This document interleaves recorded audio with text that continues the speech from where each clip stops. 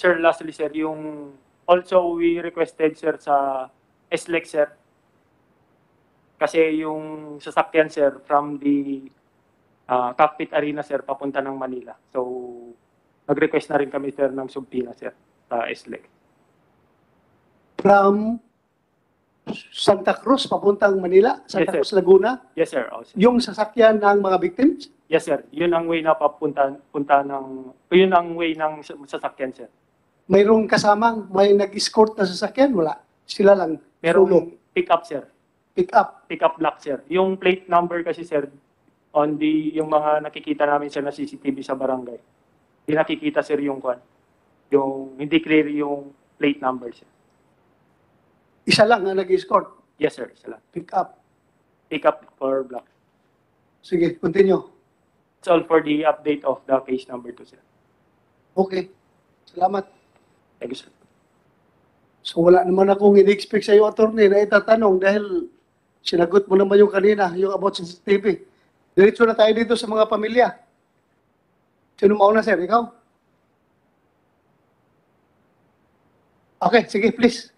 The father of Milbert Jan Santos. You have the floor, sir. Good afternoon po, sir. Ako po yung father ni Melbert Jan Santos at ako din po yung may-ari ng van na hinahire ni Julius Abilio. Nung pong ano kasi yan, nung January 12, nagsabi nga po na sabi sa akin pa baka matuloy ako ng Santa Cruz. Ngayon, ang sabi ng ano ko ay ipatensya na daw namin yung van baka nga matuloy. So ayun, pinayagan ko. But yun po ako po kasi nasa trabaho ako kaya pinupunta-puntahan na lang po ako doon. At pagka ganun pong hindi ko nakita yung van doon, alam ko pong na umalis na po siya. Natuloy po yung renta.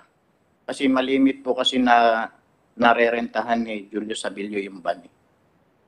Kaya yun po. Then, nung umaga na po ng January 14, around mga 7 a.m., may nagpunta doon sa farm na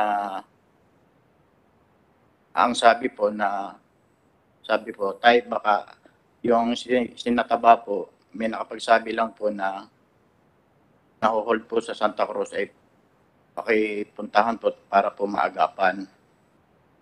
Kasi siya din po kasi yung nagsabi po sa akin ay yun po ay naging tauhan ni Julius Abilio. Pakiulit mo, yung nakita mo. Yung pong nagsama sa amin doon sa Santa Cruz doon sa Sabungan. Oh. Yung po nagsamang tao na yun para malocate namin yung Sabungan. Yung po ay naging tauhan din ni Julius Abilio. Kaya namin na-locate yung Sabungan. Then nung dumating na po kami doon sa Sabungan, sa Santa Cruz, ayun, nakausap naman po namin yung gwardiya. Ang kasama ko po noon ay yung kapatid po ni Fernandine. Ayun. Nung makarating naman po kami doon, na-entertain naman kami nung guard. At ang sabi nga nung kasama, yung sumama sa amin na magtatanong lang po kasi may nakapagsabi po na may nahuhold po mga tao diyan. Sabi naman po ng guardia, wala naman daw nahuhold po. Tapos natanong po kung ang nasabi, ano pong entry. Ay yung pong kasama kong kapatid ni Fernandine, nasagot po niya yung kung anong entry. So, sinagot naman po na yung J&J Brothers Laguna, yung entry. Kasi sabi po ng guardia na lahat po raw na pumapasok doon at lumalabas, may gate pass. So, tiningnan po doon sa gate pass, binuklat po ng binuklat hanggang sa nakita nga po na pumasok po yung 4 na tao. Kasama ang anak mo. Yes, sir. Okay. Naroon po yung 4 na mga pangalan na yon. Then, ang tanong nga po itong kapatid ni Fernandin, sino po ang pumeterma kalimitan diyan sa gate pass? Ang sabi po ng security, kahit sino diyan sa 4. Pero ang kalimitan, ang peperma diyan, yung driver. Ngayon, nagtanungan na po kami dalawa nung ang sabi kung perma nga, hindi daw po perma ng kapatid niya. Sabi ko, hindi din perma ng anak ko yan. So, yun lang po ang nakuha naming information doon. Then, napuna nga po yung CCTV. Ang sabi nga po, sabi ko may CCTV nga po ay ang sagot po sa kanya, props lang po daw yung CCTV. Pero meron po na CCTV pero hindi nga po gumagana. So, nalocate na lang po namin na ang isa namin nilapitan, which is yung Barangay Palasan.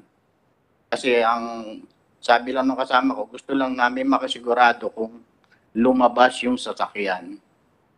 Then, yun po ang nakita namin doon sa Barangay Palasan, na lumabas nga po talaga yung sasakyan. Then, yun lang po. Yung after na noon, yun lang, nagpunta lang po kami sa police station para i-blatter na. Yun lang po ang Mr. Chairman, Yes, sir. Chairman, interesado lang po ako doon sa sinabi nyo na may nagpunta sa inyo noong umaga ng January 14 at sinasama kayo doon sa Buwan. Ano po? At sabi sa inyo ay para maagapan. Gano'n na pagkakasabi sa inyo. So yung taong yun, alam niyang may nangyari. yes. Kaya sinasabi niya, pumunta kayo para maagapan. Di ba? Apo. Kasi nga po naho-hold nga daw kasi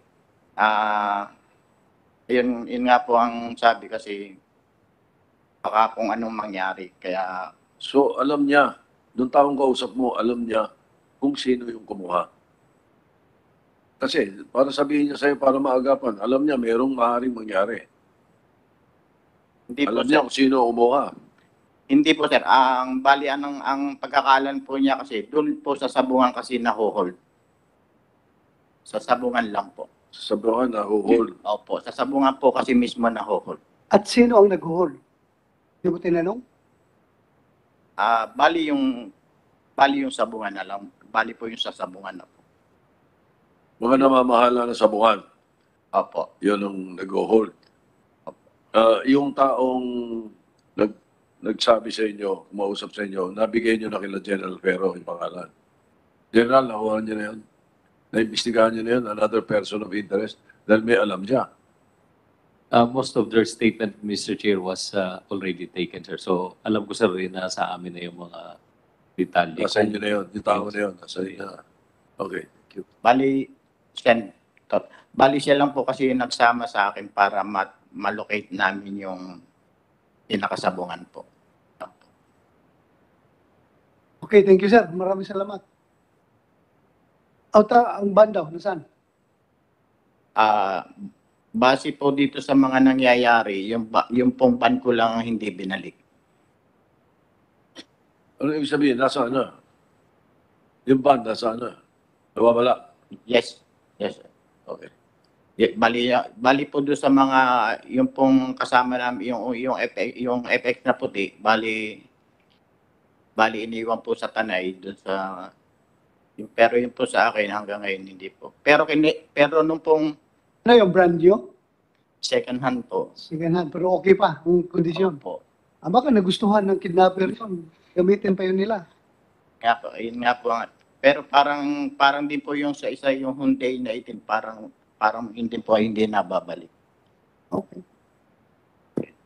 So, next. Mr. Chairman. Yes, sir. Sir. Yes, go ahead. Mr. Chairman. Sir, there were information na hindi pa, sir, pala nasabi dito sa ating mga investigator. I think si Mr. Santos, na-recall nyo lang po ngayon yung sinasabi nyo. Kasi dito sa mga affidavit namin yung sinasabi nyo, hindi po namin na-record sa affidavit na binigay nyo sa amin. Kung ano po, pupunta na lang uli kami sa iyo at para punuin yung ngayong sinasabi nyo ngayon ay maidagdag sa aming nakuhang statement sa inyo po. That's all, Mr. Chair. Yeah, Mr. thank Chair, you. Mr. Senator Chair, Tolentino. Mr. Chair, for the information of General Pero, since this is a recorded public hearing, you can likewise secure a copy of the transcript. And since the gentleman here is under oath,